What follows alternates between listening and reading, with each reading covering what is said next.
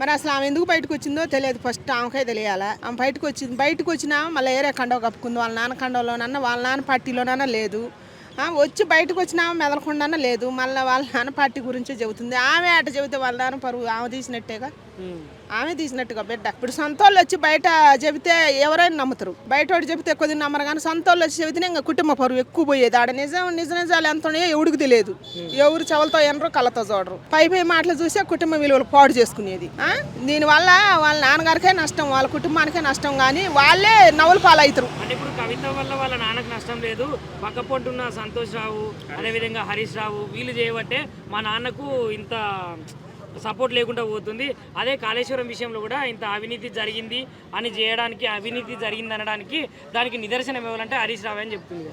ఇవన్నీ ఆమె ఎన్ని చెప్పినా కూడా ఆమె వచ్చి బయటకు వచ్చి చెప్పడం వల్లనే ఆ కుటుంబం పరువు బాధ్యత. ఇప్పుడు వాళ్ళందరూ అయితే వచ్చి బయటకు వచ్చి చెప్పలేదుగా.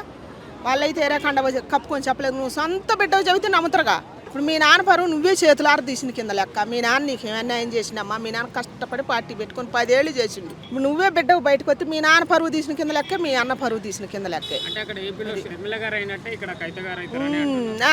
వాళ్ళు పెద్ద పెద్ద చదువులు చదువుకున్నారు, మరి ఎందుకు పుట్టింటి పరువులు తీసుకుంటారు? ప్రతిపక్షాలు సరిగ్గా లేవు కదా మేడం. కావాలనే కేసీఆర్ బయటికి పంపించారు. ప్రతిపక్షంలో బీజేపీలో కానీ కాంగ్రెస్ లో కానీ తయారు చేయడానికి అనుకోవచ్చు కదా. మనం ఎన్నైనా పుట్టించుకుంటాం. వాళ్ళ కుటుంబం నాశనం అయిపోయింది. నవ్వుల పాలు అవుతారు కదా, అయ్యేది వాళ్ళేగా, మనం కాదుగా. ఇప్పుడు తండ్రి అవుతుంది, బిడ్డ అవుతుంది, అన్న అవుతారు. వాళ్ళ కుటుంబం నుంచి వచ్చింది కాబట్టి వాళ్ళ కుటుంబం పాడైపోద్ది. కానీ పతిపెచ్చాలు ఇవన్నీ వాళ్ళు కానీ తండ్రులు కానీ ఇవన్నీ అనుకోవటం వేస్ట్. ఇది అసలు బీసీ నినాదానికి కల్వకుంట్ల కవితకు సంబంధం ఏమున్నది? మరి కవితను చూసుకుంటే ఒక రావు కుటుంబానికి చెందిన బీసీ ఓసీ, మరి బీసీకి సంబంధం లేదా, సంబంధం ఉన్నదా? అసలు కవితకు బీసీకి సంబంధం ఏంటి? దేశానికి నాయకుడు అనేవాడు బీసీలు కులాలు ఇవన్నీ చెప్పడు. ఆయన అందరిని పరిపాలించడానికి వస్తాడు నాయకుడు. ముఖ్యమంత్రి అయ్యేది ఏమిటికి? మొత్తాన్ని న్యాయం చేయడానికి, వెళ్ళటానికి, అందరికి న్యాయం చేయడానికి వచ్చేది. మరి దాంట్లో మన కులాలు ఎందుకు ఇవన్నీ? అంటే బీసీ తరపున ఎక్కువగా పోరాడింది నేనేను అంటున్నారు మేడం గారు. ఇవన్నీ అయ్యా పుట్టించుకోవటమే కానీ ఇదంతా అనవసరం. బాగా ఆమె కొద్దిగా నిజాలు మాట్లాడింది కాబట్టి ఆమెను సస్పెండ్ చేశారు. సస్పెండ్ చేసిన తర్వాత పార్టీలో ఉండదు కాబట్టి ఆమె రాజీనామా చేయడం జరిగింది. కాకపోతే ఏంటంటే వీళ్ళు లొల్లి పెట్టుకోవడం వల్ల కాంగ్రెస్ కూడా మేలు జరగవచ్చు. సో ఇప్పుడు కవిత గారు పార్టీకి వెళ్ళిపోయారు కదా, మరి ఆవిడకి ఎవరైనా సపోర్ట్ చేస్తారా ప్రజలు? చేస్తారు, కొంతమంది చేస్తారు. కాకపోతే అంత ఫాస్ట్ గా డెవలప్ కాదు. ఇంకో మాట అన్న, ఇదంతా కూడా జస్ట్ ఒక స్ట్రాటజీ.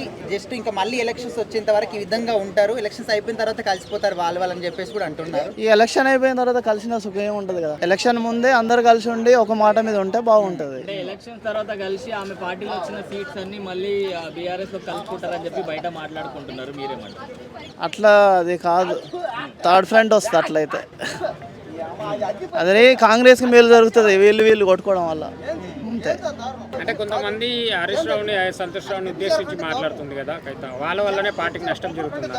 వాళ్ళ వల్ల అనేది మొన్న ఇంటర్వ్యూలో మాట్లాడింది కదా, దానివల్ల సస్పెండ్ చేయడం జరిగింది. సస్పెండ్ చేయడం వల్ల ఆమె ఉండదు కాబట్టి రాజీనామా చేసి. అంటే మా నాన్నగారు ఇలా కేటీఆర్ గారు, కేసీఆర్ గారు అందరు మంచోళ్ళే. జస్ట్ హరీష్ రావు, సంతోష్ రావు గారు ఇద్దరే కాంగ్రెస్ తో కుమ్మక్క అయిపోయారని చెప్పేసి, వాళ్ళిద్దరే చేశారని చెప్పేసి కూడా మాట్లాడుతున్నారు. అదే అంతా కాదు, ఫేక్ న్యూస్.